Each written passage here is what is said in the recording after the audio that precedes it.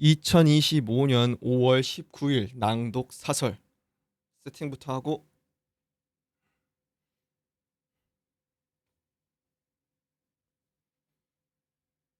어깨를 내려 어깨를 내려 허리 기립근에 힘 줬고 괄약근에 힘 줬고 명치 폈고 됐어. 이 김 두 후보 개헌 제안 진정성 있는 논의로 이어져야 더불어민주당 이재명 후보가 어제 18일 대통령 4년 연임제와 결선 투표제 도입을 담은 개헌 방안을 내놨다. 국무총리나 검찰, 경찰 같은 권력기관장을 임명할 때 국회의 추천이나 동의를 받는데 국무총리나 검찰, 경찰 같은 권력기관장을 임명할 때 국회의 추천이나 동의를 받도록 하는 등 대통령의 권력을 분산하는 내용을 담았다. 내년 지방선거 혹은 2028년 총선 때 국민투표에 붙이자고 했던 내년 지방선거 혹은 2028년 총선 때 국민투표에 붙이자고 했다. 12.3 비상 사태 이후 헌법 개정이 절실해진 상황에서 대선 주자 중 유일하게 개헌에 미온적인 태도를 보여온 이 후보가 개헌 구상을 밝힘에 따라 논의가 활발해지게 됐다. 여론조사 지지율 1위를 달려온 이 후보가 대통령 권력 분산 개헌안을 내놓은 것은 바람직하다고 평가할 만하다. 이에 대응해 국민의힘 김문수 후보도 대통령 중임제와 불소추 특권 폐지 등을 담은 개헌안을 발표했다.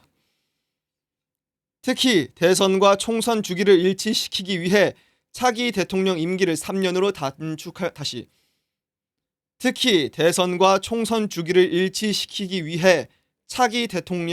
3년으로 단축할 것을 제안했다.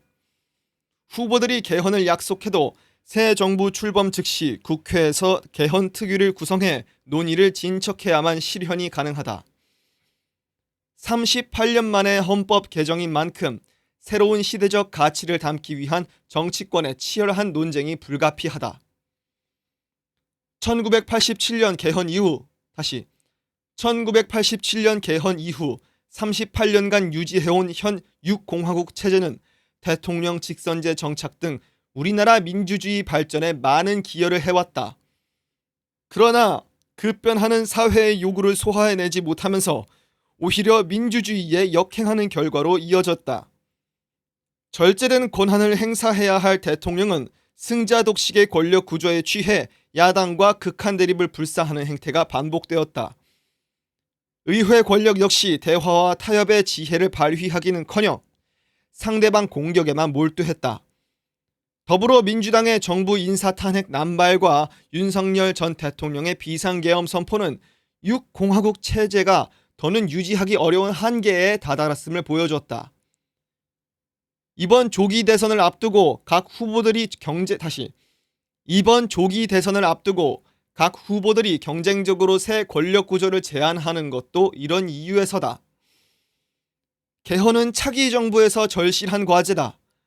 87년 이후 8명의 대통령 중 4명이 구속되었고 1명은 스스로 목숨을 끊었다. 국회가 탄핵 소추한 대통령이 3명이고 그중 2명은 헌법재판관 전원일치 의견으로 파면당했다. 지난달 뇌물수수 혐의로 재판에 넘겨진 문재인 전 대통령까지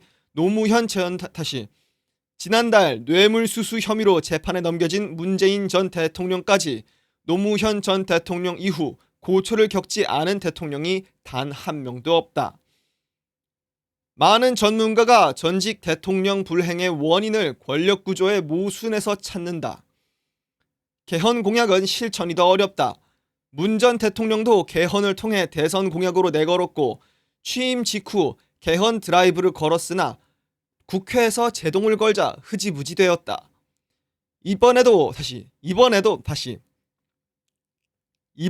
후보들이 정량적 접근으로 공약을 발표했다가 막상 대선이 끝난 뒤엔 꽁무니를 빼는 일은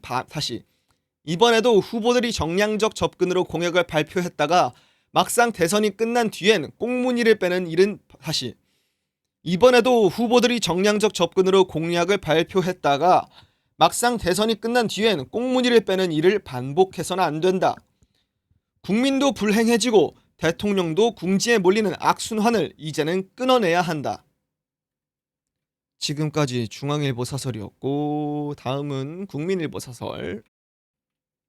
이게 사설 낭독할 때 제일 중요하게 생각하고 있는 게 발음이긴 한데, 문장마다 읽는 속도를 좀 다르게 하는 것도 좀 신경을 썼으면 더 좋을 것 같은데 이 여유가 될라나 모르겠다. 아무튼 다음은 국민일보 사설. 미이 이딴 주한 다시. 미이 이딴 주한미군 역할 조정 목소리 경각심 가져야. 주한미군의 역할 조정에 대한 목소리가 미국 내에서 잇따르고 있다. 마이클 디손버 미 국무부 동아태 담당 차관보 지명자는 상원 인사청문회에서 동맹국의 대만에 대한 지원을 장려해야 한다고 밝혔다.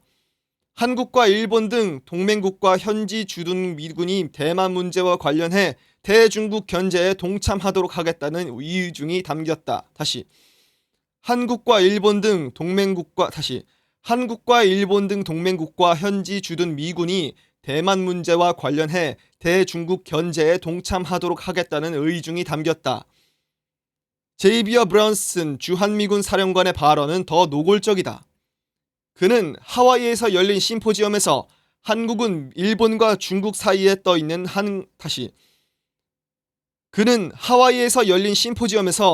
한국은 일본과 중국 사이에 떠있는 항공모함, 주한미군은 북한을 격퇴하는 것만이 아니라 인도 태평양 전략의 일환이다고 했다.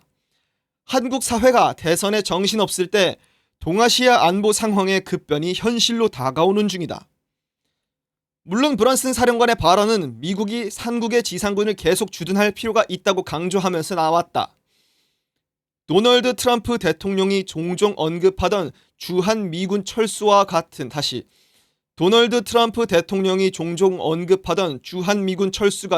과격한 현상 변경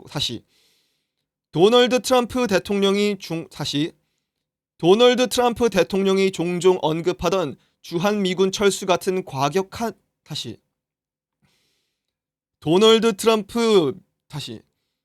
도널드 트럼프 대통령이 종종 언급하던 주한미군 철수 같은 과격한 현상 변경과 선을 그은 것이긴 하다.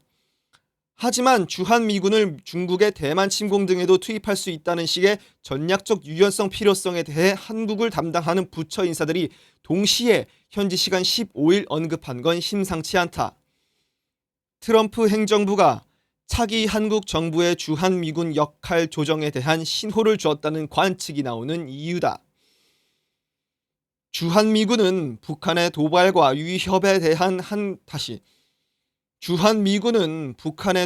위협에 대한 대한민국 방어가 기본 임무다. 역할을 조정하려면 우리 의사가 반영되어야 한다. 전략적 유연성이 한국의 국론 분열을 부르고 안보 불안전성을 높여선 곤란하다. 미국도 이를 인식해야 한다. 다만 우리 역시 안보와 경제 면에서 가장 중요한 게 한미 동맹의 공고함이란 점을 간과할 순 없다. 미 측의 전략적 유연성에 대한 의지가 확인된 만큼 우리도 어느 정도로 미국과 안보 문제를 협력할지를 고민해야 할 때다. 무엇보다 대선 후보들의 입장이 중요하다. 지지율 1위인 더불어민주당 이재명 후보는 중국하고 대만이 싸우든 말든 무슨 상관이냐며 아직 구체적인 대책을 제시하지 않고 있다. 중국이 대만을 침공하면 지정학적 특성상 우리 안보 및 경제는 직접적 영향을 받는다. 중국이 대만을 침공하면 지정학적 특성상 우리 안보 및 경제는 직접적 영향을 받는다. 국민의힘 김문수 후보도 핵 잠재력 강화 등 추상적 방안만 내놓고 있다. 안보 공백이 생길 경우 어떻게 대응할지, 국익을 어떻게 지킬지에 대해 정치권이 서둘러 대안을 제시하고 토론해야 한다.